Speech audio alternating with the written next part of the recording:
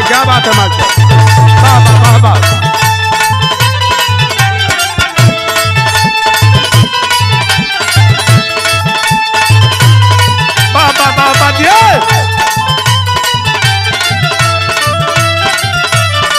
अरे जियो जियो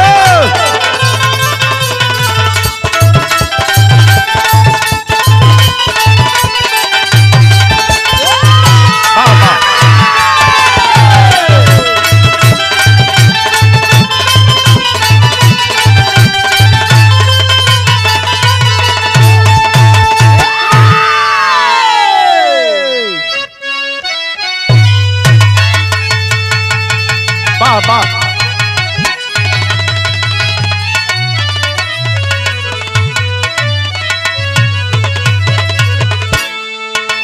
अरे समरिया, अरे भोले बाबा, आहं होरम।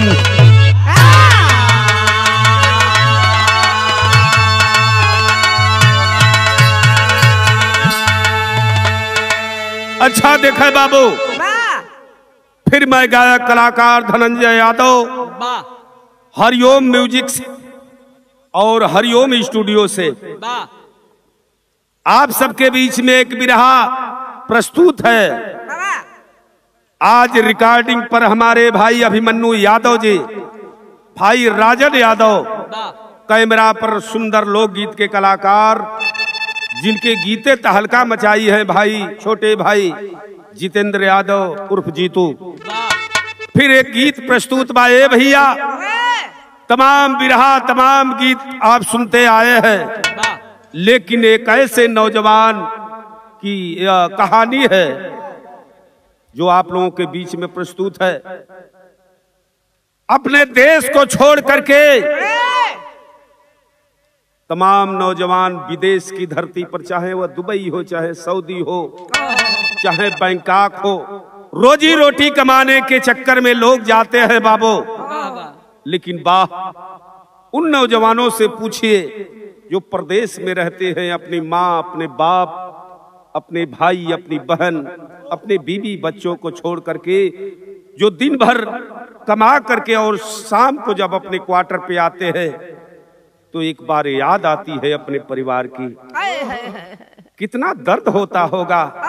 अरे मित्रों, कुछ कलाकार भाई हमारे विदेश में रहने वाले लोगों पर गीत गाया करते हैं, मुझे बहुत दर्द होता है। लेकिन ये गीत हम अपने भाई अभिमन्यु यादव जी की देखरेख में हरिओम स्टूडियो से, हरिओम चैनल से यह गीत जात पर ध्यान दिया। सुनिया ये भैया, कितना बढ़िया भाव कवि ने दिया है हमारे भाई सूबेदार यादव ने। कैसे मास्टर? किस घड़ी कैसे कभी और कहा साथियों, अरे कौन सी सास बन जाएगी आखिरी,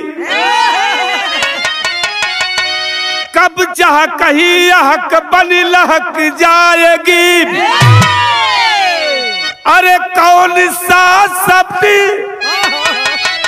और स्वर बनी आखिरी,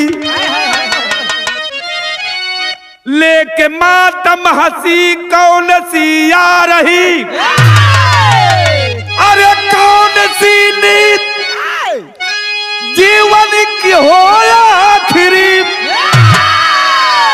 एक पलक का भरोसा अरे भरोसा नहीं, कौन सी झपकिया ली पलक आखिरी।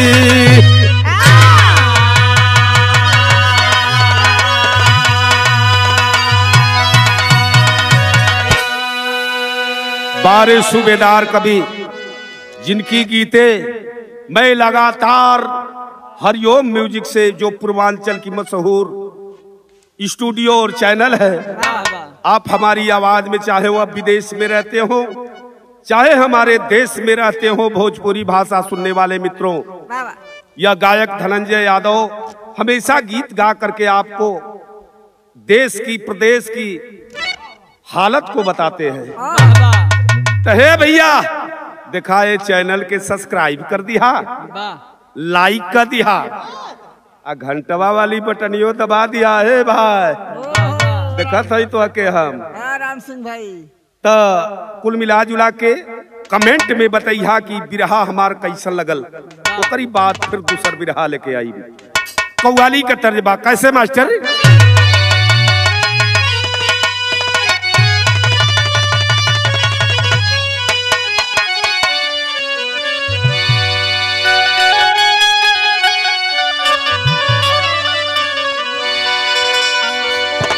कौनो शराबी बा विनोद भाई, शराब पिए वाला का सबसे बड़ी खासियत है बाल मुकुंद भाई, दारू पिए वाला गांजा पिए वाला में बड़ा अंतर होला।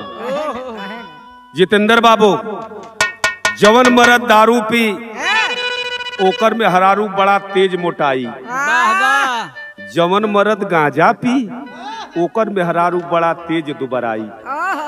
अब पूछबा लो कैसे? काहे भैया? मल्ला दारू पी के पिए के क्षमता बा 2 सीसी का, मरद पी लेला 3 सीसी। आज जब पी लेला आदमिया तो अंगुरिया सोज हो जाले। अब कुछ यहाँ बात के कुछत हूँ ऐसा है, अपन को आज पराठा रोटी मांगता, वो कह अरे दो गलवा उहे बनवले है खा ले। अपन गिर के उलट जाइए, अब के जला पराठा खाए, मेहरारू खा के पोई पोई सुती।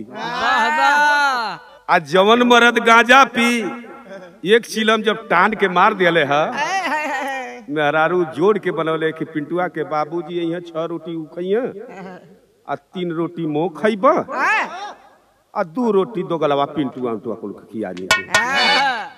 आयल हो पी के मठिया मड़ई बांध से चिलम तड़का लिहा, नाम ना बताओ के नागिन लोटत है।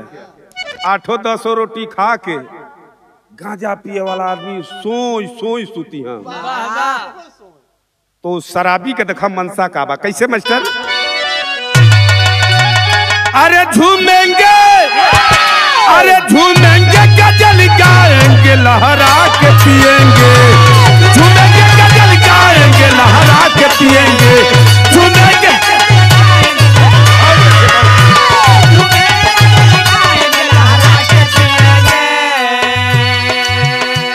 झूमेंगे गजल गाएंगे लहरा के पिएंगे।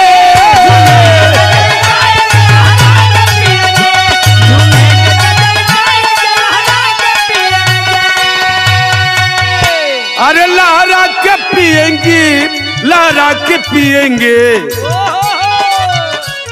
गर हंस के पिलाओगी मुस्का के पिएंगे।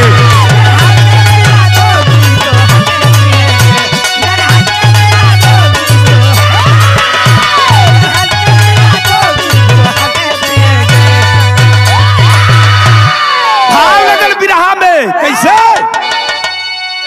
बाहर मौत मौत न केहू का रिश्तेदारी है न केहू का यारी है, जह दिन आवे के है वह दिन आई। रवि भाई भाव लगल बिरहा में कैसे?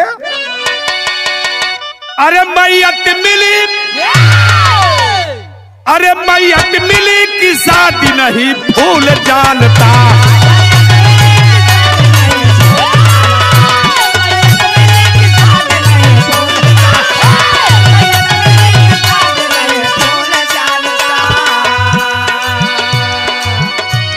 मैयत मिली की शादी नहीं भूल जानता।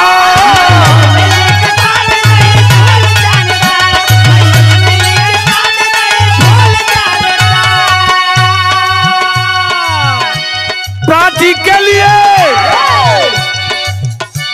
प्राची का पतिया मालिक का वसूल जानता,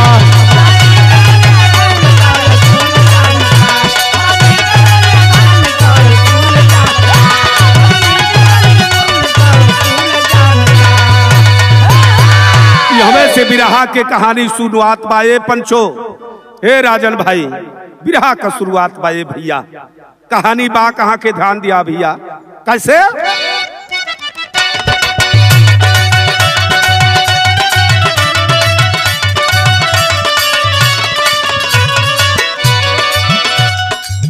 किसी के जिंदगी को मालिक से कहना है क्या, किसी के जिंदगी को आप सवारा करते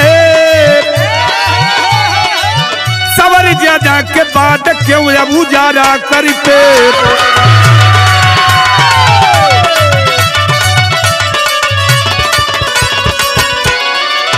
कहानी बा कहाँ के ध्यान दिया पंचो।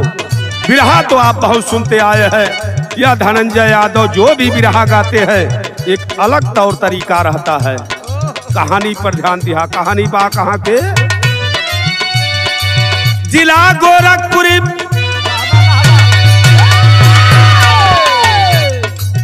जिला गोरखपुर मामखोर की हकीकत है, गजब की आई एक परिवार पे मुसीबत है।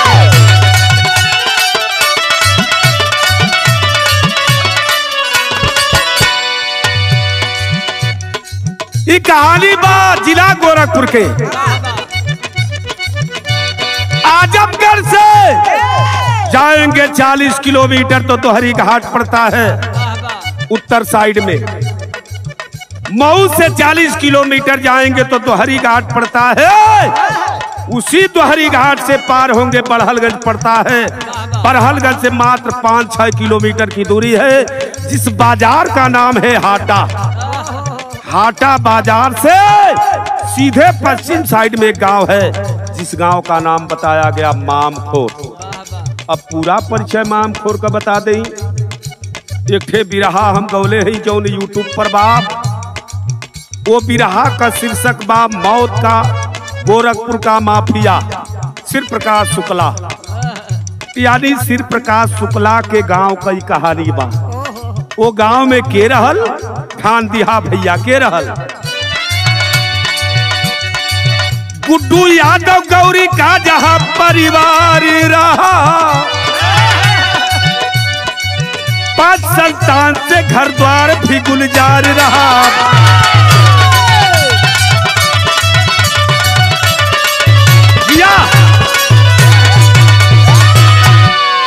बात के समझ ले। गुड्डू यादव जिनके भगवान 5 संतान दिए थे, बड़े बेटे का नाम दीनानाथ यादव बताया गया, छोटे बेटे का नाम सतेंद्र यादव बताया गया। 3 लड़कियां हैं गुड्डू यादव जी के। एक बेटी का नाम है आशा देवी, दूसरी बेटी का नाम है उषा देवी, तीसरी लड़की जो सबसे छोटी है उसका नाम है नीतू देवी। कहानी तो आगे बढ़ले बाबू। गुड्डू यादव जी के बड़का बेटा जेकर नाम बा दीनानाथ यादव, जो बैंकॉक थाईलैंड में रोजी रोजगार का काम करते थे बाबू। धीरे धीरे समय व्यतीत भइले पंचो। छोटा भाई सतेंद्र यादव पढ़ लिख करके इंटरमीडिएट जब पास किया है तो उस समय दीनानाथ यादव अपने भैया से कहलस, का सतेंद्र यादव कहलन, बाबू एक ठे गीत बा मास्टर।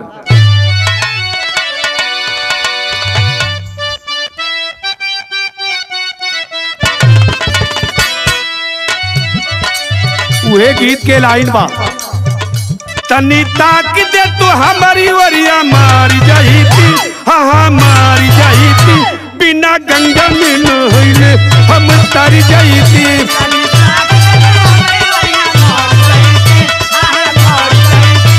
बिना गंगा में नहैले दिया दिया।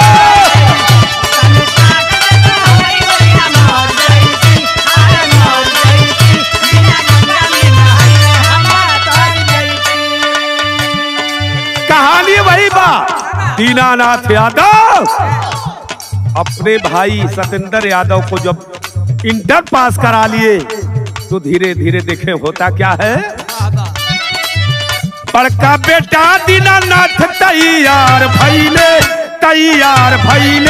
गईले थाईलैंड में लेकर होशियार भइले।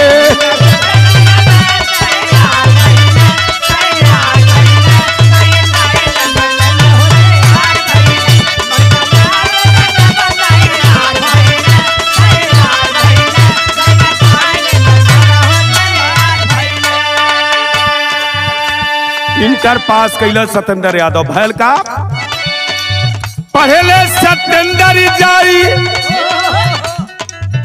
हाटा बड़हलगंजी बजरिया इंटर पास कैले मन में विचार कैले हाँ विचार कैले कैले थाईलैंड में ने होशियार भैले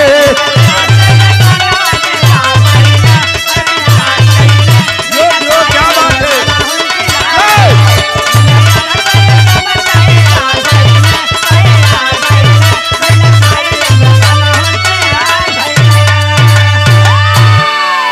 ए भैया सत्येंद्र इंटर जब पास कर लिया ए बाबू अपने भैया दीनानाथ से कल ए भैया यहाँ नौकरी उकरी मिलते ना बा एक काम करता हमऊ पासपोर्ट बनवा लेती हमऊ के बुला लेता वही जो अपन काम धाम कुछ करती जा तो घर का आर्थिक स्थिति भी सही हो। ए भैया बात दीनानाथ के भी जच गई तो दीनानाथ अपने छोटे भाई सत्येंद्र यादव को तैयारी बना दिए अपने पास बैंकॉक बुलाने के लिए। एठे गीत लगत बा कौन मास्टर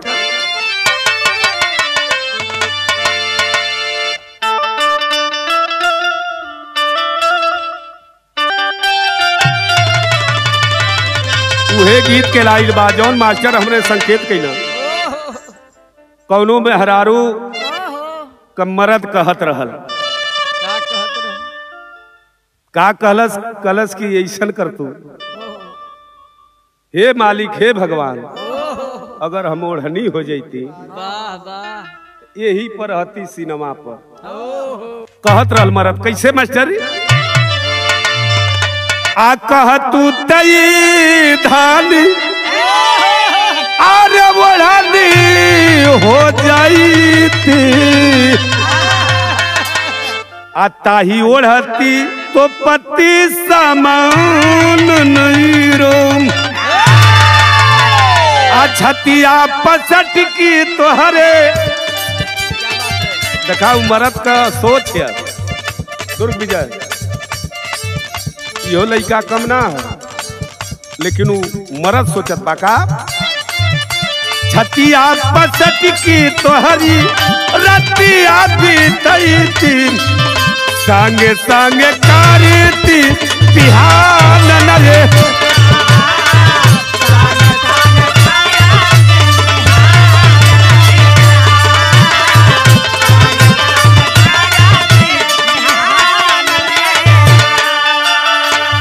बारे भैया लेकिन वह सत्येंद्र छोटा भाई अपने भैया से बतियावत बात दीनानाथ से बैंकॉक में हुआ का बतियावत बा कहता तई भैया हम वही आई थी। ए भैया धीरे धीरे पार्टी का मतलब तो हम लोगों हमार में हरारू हुआ आ हम तो हम लोगों का मर्द है तू पंचाली हो ये लिए पार्टी का मतलब कि अपने मर्दे की ओर ताके। ए भैया छोटा भाई अपने बड़े भाई से कह रहा है क्या कहता तई भैया हम वही आई थी साथे साथे कैली जाता काम न हो रहा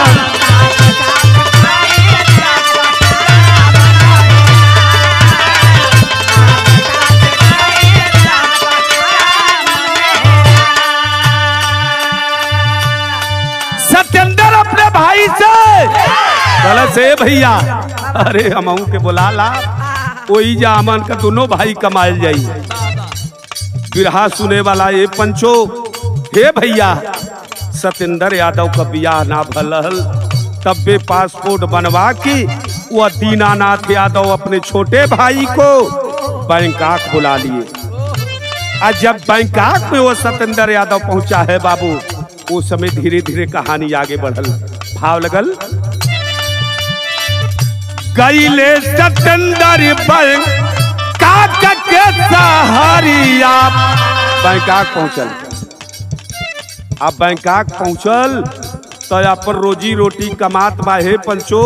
वही समय एक ठे लड़की के पास पहुंचल। का नाम रहल, बैंकाक का रहने वाली थाई लड़की से बात विचार जब बढ़े लगल तो भाव लगल का, एक दिन सलोनी सी अब भाई ली दीदारिया। सलोनी नाम जितना सुंदर है मास्टर, जितना उकर नाम बढ़िया रहल उतने सुंदर उ सलोनी रहल शिव बचन भैया। ए भैया आज जब दोनों से नैनाचार भल, दीदार भल, तो धीरे धीरे धीरे धीरे अब प्यार परवान चढ़ गल। ए भैया अब प्यार परवान चढ़ल तो भाव लगल का, कहता तई भैया शादिया रचवती, कहता तई भैया शादिया रचवती, बनती सलोनी हमारी बामन हो रहा।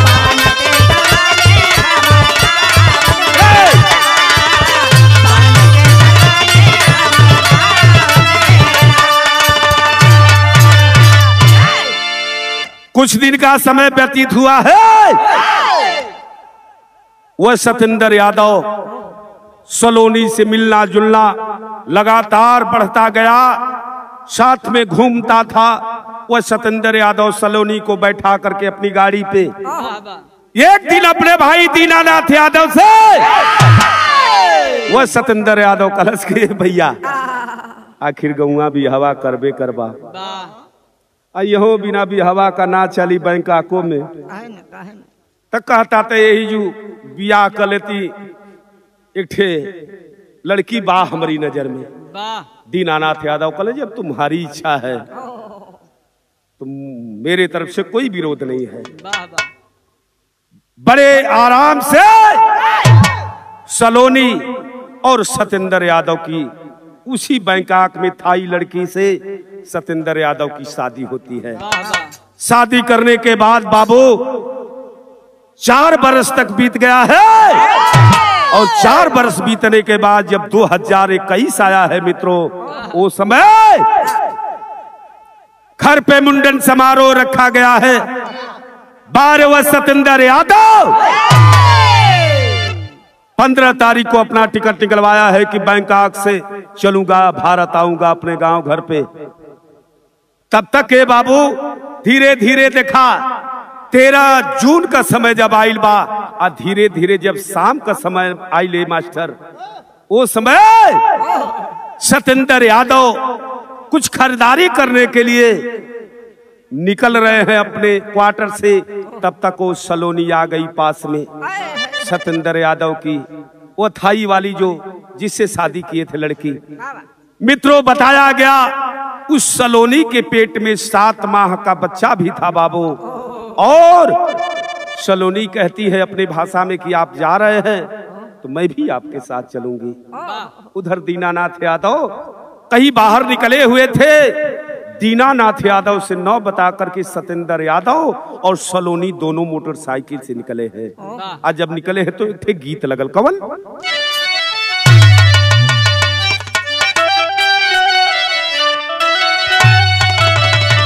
उहे गीत के लाइन बा,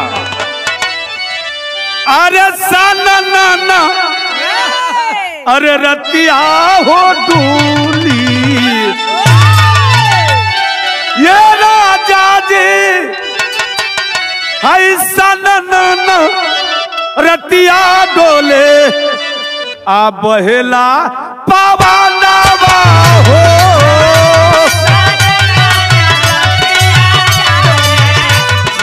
बहेला अरे पवनवा हो,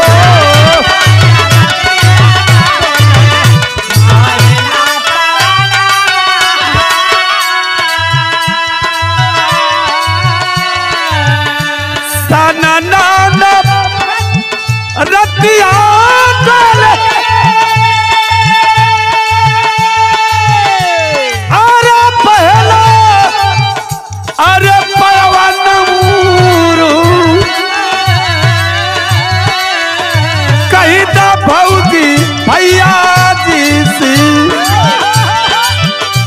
कही था हमारी भैया जी से दे देता जवानवा हो।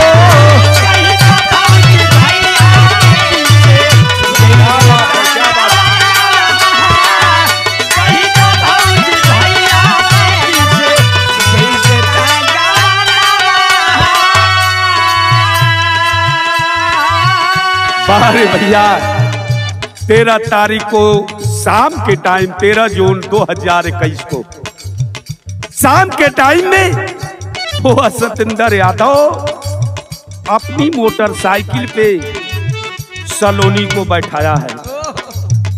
7 माह का बच्चा पेट में पल रहा है। पति और पत्नी बातें करते जा रहे हैं और कितना सुनहरा सपना बुन रहे हैं दोनों। सतेंद्र से वह सलोनी कहती है कि भारत जाओगी, मुझे हमेशा याद करना, फोन करना। रो रही है, क्या कह रही है? 13 जून रहली अब 21 का पहाड़िया हो।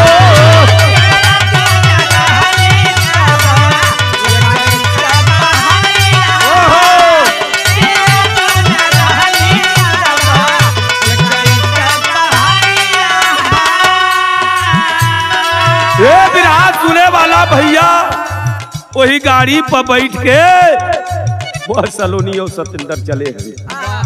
आगे बढ़लन, बाजार कर लिए घूम करके, और जब वापस आ रहे हैं, बाहरे लीला, बाहरे भगवान तेरी लीला गजब है। होता क्या है? सतेंद्र सलोनी घूमे चलले हई सारी आये पीराना, बिचराहिया में घटल, बिचराहिया में घटल घटना दे।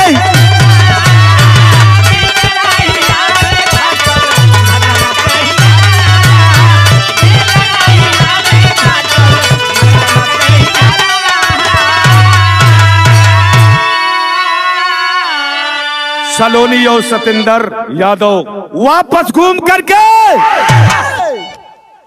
जब क्वार्टर की तरफ बढ़ते हैं बाबू, मात्र कुछ ही दूरी पर क्वार्टर रह गया था। पीछे वह सलोनी गर्भवती है, 7 माह का बच्चा पेट में है बाबू। पीछे मोटरसाइकिल पर बैठी है, सतेंद्र यादव मोटरसाइकिल चला रहे हैं।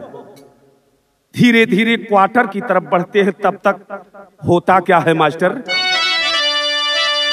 आज जब क्वार्टर की तरफ बढ़ल हुआ बाबू, कुछ दूर क्वार्टरवा रही गल बा। ये पंचो का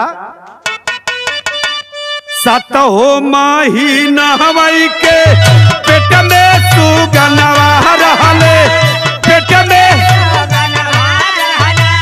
गिर गईली रोटी के माथा।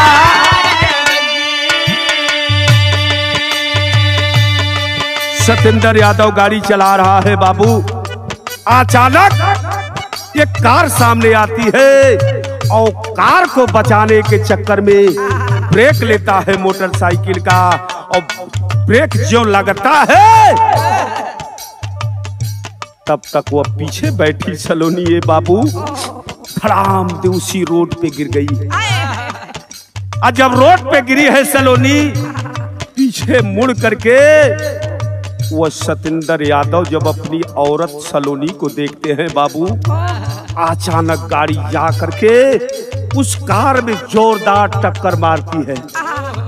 और जब कार में टक्कर लगा तो रोड पे एक तरफ सतेंद्र यादव गिरा है, एक तरफ सलोनी गिरी है, और पेट उस सलोनी का फट गले बाबू। जौने समय फटल बा 7 माह का वह बच्चा उस सलोनी के पेट से बाहर निकल गया। धीरे धीरे लोग एकत्रित होके लगलन। आज जब एकत्रित होके लगल तब भैल का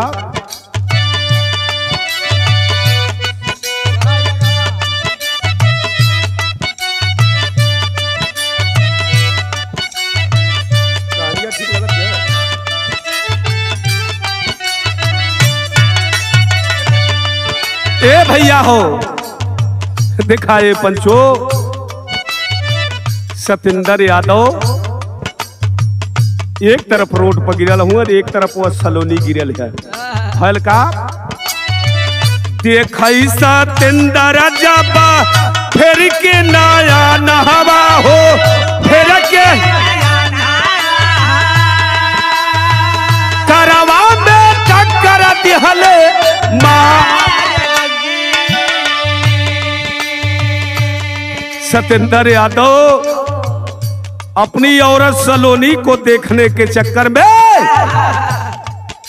सीधे गाड़ी जा करके जो कार सामने से आ रही थी बाबू उसी कार में टक्कर मार दिए।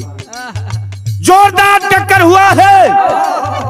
आज जब जोरदार टक्कर हुआ एक तरफ हो सलोनी लहूलुहान रोड पे गिरी है बाबू। बाहरे पंचो बाहरे मालिक तेरा लीला गजब है। सलोनी का पेट फट गया। 7 माह का बच्चा उसी रोड पे छटपटा कर अपने दम को तोड़ दिया। सलोनी सतेंद्र सतेंद्र पुकारते पुकारते एक तरफ वो दम तोड़ देती है। बगल में क्वार्टर है। उस समय दीनानाथ यादव अपने घर पे अपने बाबूजी से अपने माई से अपने मेहरारू से बतियावत रहलन। लोग जब इकट्ठा होके लगलन रोडवा पर सतेंद्र यादव छटपटात बा छटपटा रहा है। तब तक लोग इकट्ठा भइल। फोनवा लोग दीनानाथ पर लगावे तय वेटिंग में जात रहल। एक औरत दौड़ती हुई जाती है और बोलती है कि तेरा भाई रोड पे गिरा हुआ है। आज जब इतनी बात वो दीनानाथ यादव सुनला फोनवा पकिटवा में रखला। ये पंचो फोन घर पे लगा है कटा नहीं है डिस्कनेक्ट नहीं हुआ चालू है फोन लगा है और चलल हुआ अपने भाई के पास। कैसे अइला दीनानाथ तब पाई के खबर पाई के खबर देखैला आखिया पा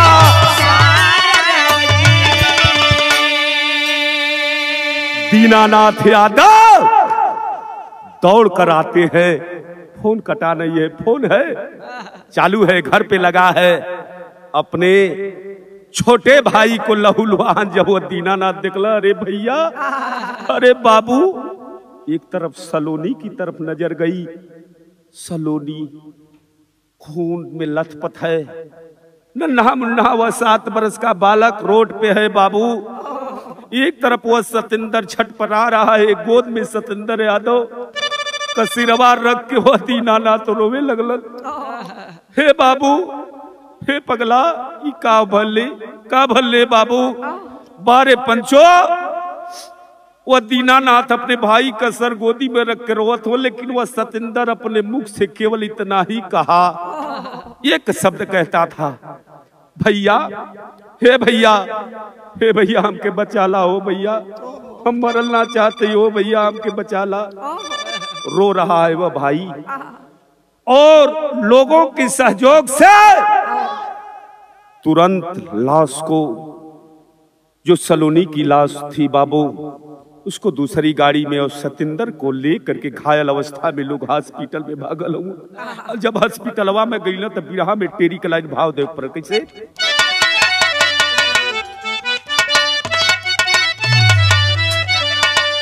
अरे बीरा नवाब अरे चक्कर खा के गिर गए।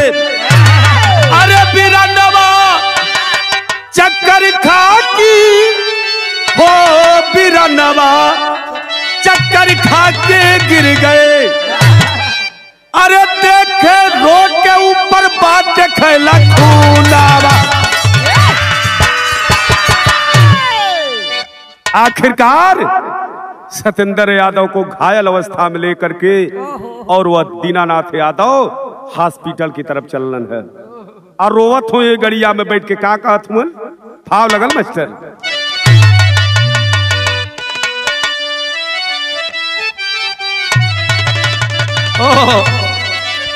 रोवत हुआ दीनानाथ यादव आई है कहत हूं अरे रोवे राम लक्ष्मण मुझसे बोला, भैया अरे बाबू अखिया मत बंद कराओ बाबू, अखिया मत बंद कर रे लाल। रोवत वो दीनानाथ अपनी कलेजवा से लगा के वो सतेंद्र यादव की, हे बाबू अखिया खोला, हम तो के मरे ना दे। कभी जो सतेंद्र यादव का अखिया खुले ना बिरहा सुने वाला भैया, ते ये तने वो लड़का बोले कि भैया हम मरल ना चाहते हमके बचाला। वो दीनानाथ यादव रोवत हूँ अपने भाई के सिनेमा से लगा के, बारे भाई हे पंचो दुनिया में सब कुछ मिलेला लेकिन भाई दोबारा ना मिलेला। रोवत हूँ सिनेमा से लगा के कहत हूँ का कहलन की रोवर राम लक्ष्मण मुझसे बोला, अरे नयनवा खोला। और रोवे राम लक्ष्मण मुझसे बोला, अरे नयनवा खोला।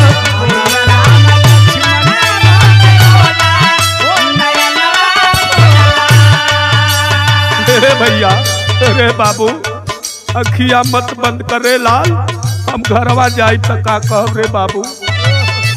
आ रोवत हुआ ये कहत हुआ, रोवत हुआ वैसे जैसे भगवान राम लक्ष्मण के लेके रोवत हुआ। वाह कैसे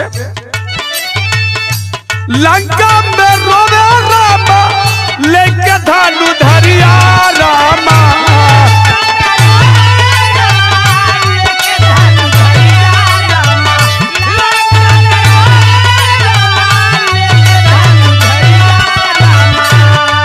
अरे बाबू अरे सतेंद्र हे बाबू आंख मत बंद करे बाबू, आंख मत बंद कर।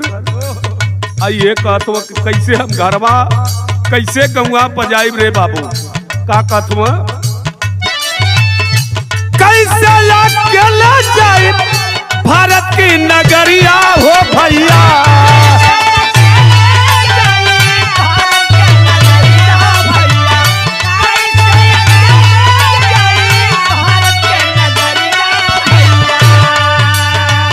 राम से भी ज्यादा दुखवा होला, राम से भी ज्यादा दुखवा होला, है नयनवा खोला।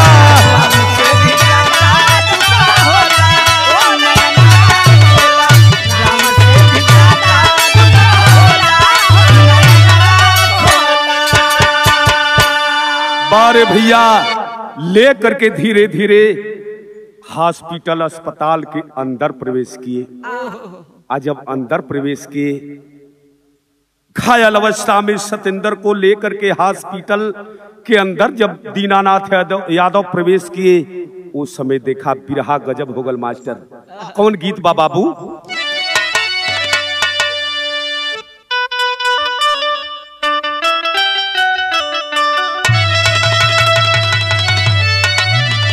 उहे भाव मास्टर भा, अरे जयहना पुरबवा बलमुआ। बारे बाबू होई हॉस्पिटलवा में लेके सतेंद्र यादव के दीनानाथ पहुंचल हुआ। आ कहत हम का कि आवे ना चयनवा बिरानावा, आवे ना चयनवा बिरानावा। टूटी गईली हो पाहिया,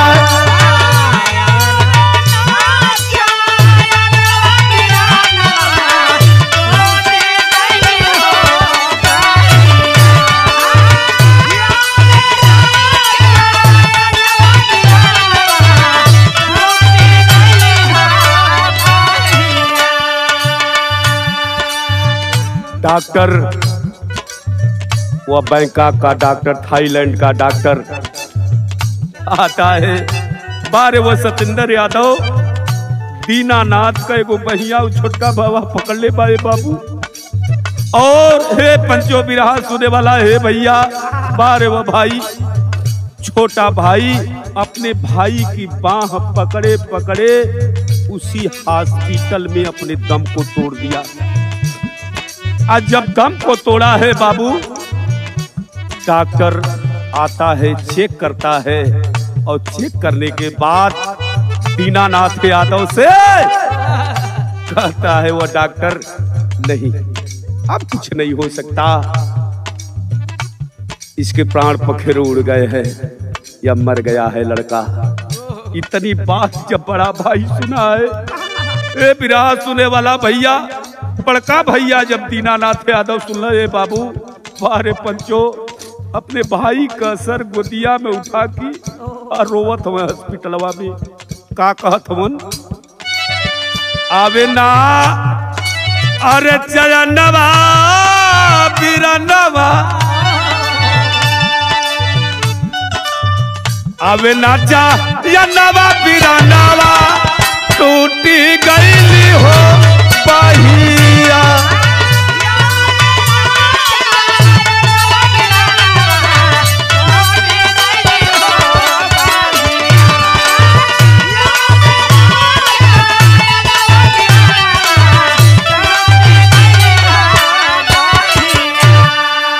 जो मोबाइल दीनानाथ यादव के पॉकेट में था, वह मोबाइल चालू था बाबू। भारत से कांटेक्ट बना था माई गौरी देवी, वह बाप गुड्डू यादव, छोटी बहन नीतू देवी, तमाम लोग परिवार के लोग सुन रहे हैं। एक तरफ बिरहा सुने वाला है भैया, एक तरफ वह भाई बैंकॉक में रो रहा है और दूसरी तरफ भारत में गोरखपुर के उस मामखुर गांव में गुड्डू यादव का पूरा परिवार रो रहा है। भाव कवि ने दिया है कैसे, मामखुर गांव मिलल बा खबरिया, तीनों रे बहनियों की बरसी नजरिया।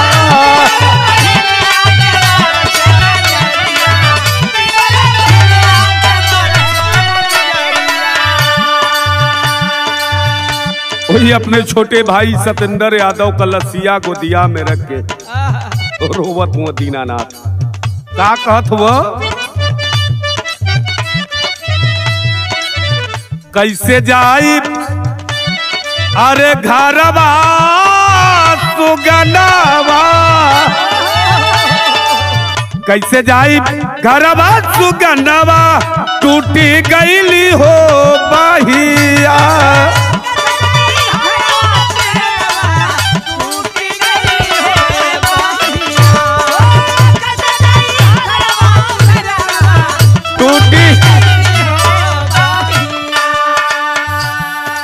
बारे भैया दीनानाथ यादव और तमाम जो उनके साथी संघाती थे बाबू, चाहे वह मनोज यादव, इंदल यादव, राकेश यादव, सूरज यादव, तमाम जो साथी थे, इसके एक महीना पहले ही दीनानाथ यादव के बड़े भाई अवधेश यादव का भी एक्सीडेंट हुआ था, उनके चाचे के लड़के का, 15/5/2021 को। ऐ बाबू तमाम साथियों के साथ जिसका जवान भाई, जवान बेटा मरा हुआ है बाबू, लोग समझावे लगला दीनानाथ यादव के पागल बनबा, पागल बनने से काम ना चली, यही जा दाह संस्कार करा, काम घरे हो जाई।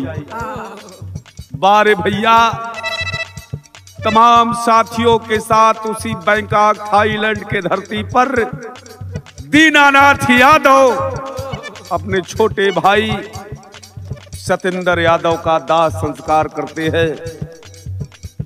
सलोनी वह लड़की जो सतेंद्र यादव की बीबी थी, औरत थी, उस थाईलैंड की लड़की का वही दाह संस्कार होता है, 7 वर्ष का मुन्ने का क्रियाक्रम किया जाता है बाबू।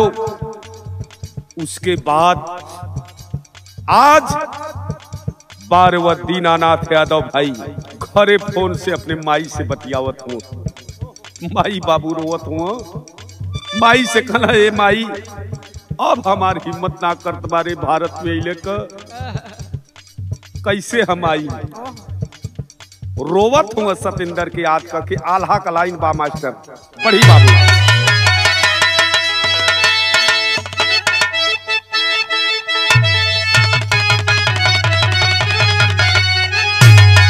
आई है काठमन का।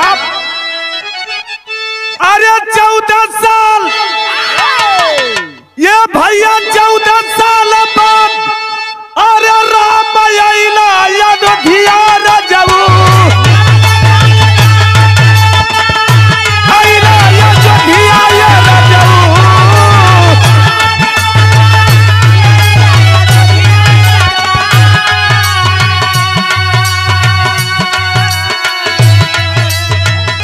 संगवा में लक्ष्मण अपने भैया के लिया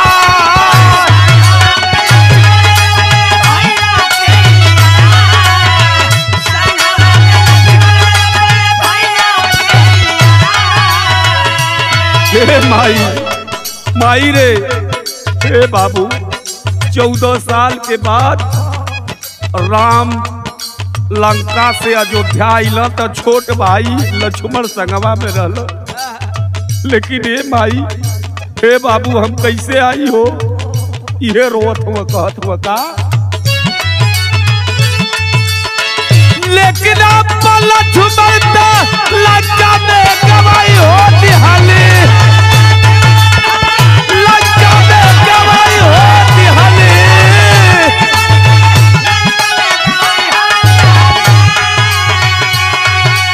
अरे माई हम तो अपने लक्ष्मण की यही जो जरा दिली रे माई। लक्ष्मण की तो जरइबे कैली। उनका पत्नी जौन उर्मिला स्वरूप रहल ओकर दशा का भले माई। भाव लगल कैसे। लेकिन आप लक्ष्मण लंका में गवाई हो दिहाली लंका में गवाई हो दिहाली।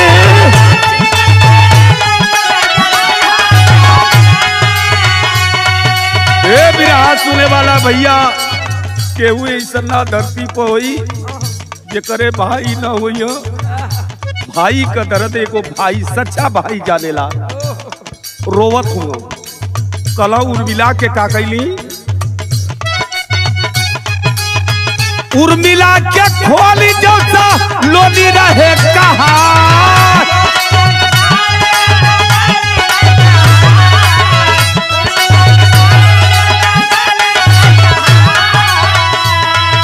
ए माई हमरे लइका का मुंडन रहले माई। जौने हमरे लइका के मुंडन में हमार भाई जाए वाला रहल।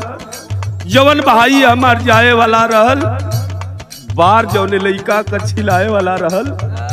परिवार का दशा आज का हो गई। हे बिरहा सुने वाला भैया तनी ध्यान दिया कैसे। बचवा के मुंडन बदे घरवा तजैता बिराना।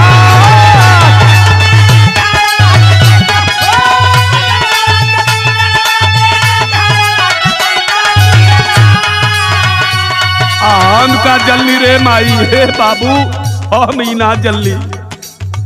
जननी ना सब का जाई मथवा मुड़ावा।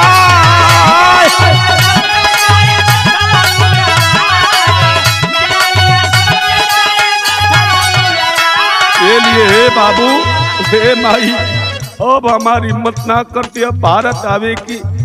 हमार भाई का याद वही दिल में समाये की। रोवत हूँ दीनानाथ यादव अपने माई बाबू से कहलन का कहलन। कवन मुहाले भारत नगरिया हो माई भारत नगरिया बाप।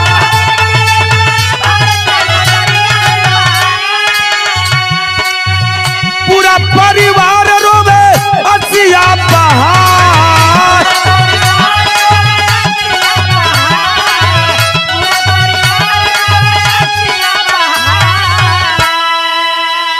पूरा परिवार के लोग फोन पर जब दीनानाथ यादव बात कर रहे हैं, साउंड तेज है, सारा परिवार का लोग रोवत हुए बाबू। तीनों बहनियां वो जो बैठल है भैया, 12 पंचो बिरहा सुने वाला है पंचो। तीनों बहनियां जब ये बात की सुन ली है, उस समय तीनों बहनियां रो के एक बात कहली। का कहली मास्टर? खड़ी कलाइन है।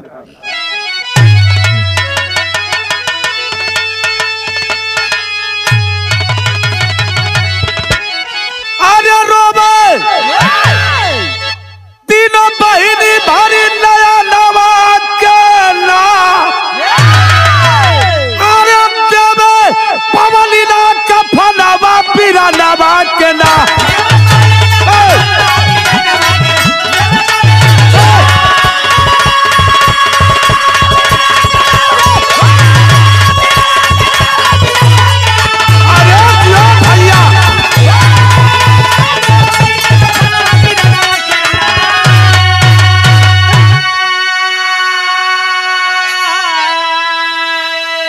डूब गई ले सुरीब साथ जाद में तरैया, खुशी के गमगीन माहौल कैला भाई।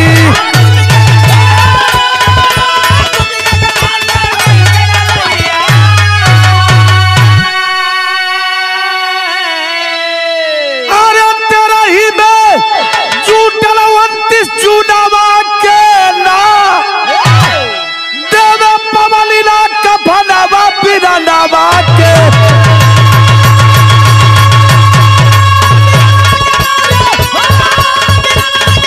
दियो भैया दियो।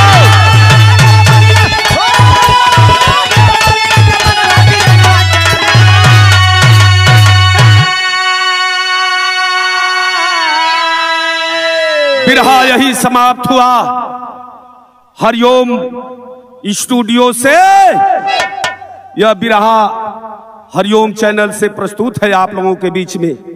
रिकॉर्डिंग पर आज हमारे भाई अभिमन्यु यादव, राजन यादव, कैमरा पर आज हमारे छोटे भाई लोकगीत के बड़े सुंदर कलाकार घोसी मऊ से जितेंद्र यादव जीतू, तमाम साथियों के सहयोग से यह बिरहा आपके बीच में मैं गायक कलाकार धनंजय यादव प्रस्तुत कर रहा हूं। मित्रों, ए भैया, बैंकॉक में रह रही, दुबई में रह रही, बड़ा बिरहा सुने ला लोग, तनी ये चैनल के सब्सक्राइब करिहा, लाइक करिहा, कमेंट करिहा और बेल आइकन का जो घंटवा वाली बटनिया वो के दबइहा। भैया तो कमेंट में बताइहा ये बिरहा कैसा लगल। बहुत जल्दी फिर एक शानदार बिरहा आप लोगों के बीच में हम लेके आवत हैं। लास्ट में मास्टर भाव लगल कैसा? गुरु बिहारी, गुरु गणेश, गुरु रामलाल गमगीन, रक्षा यादव कहते, अरे खुशी लिया छीन।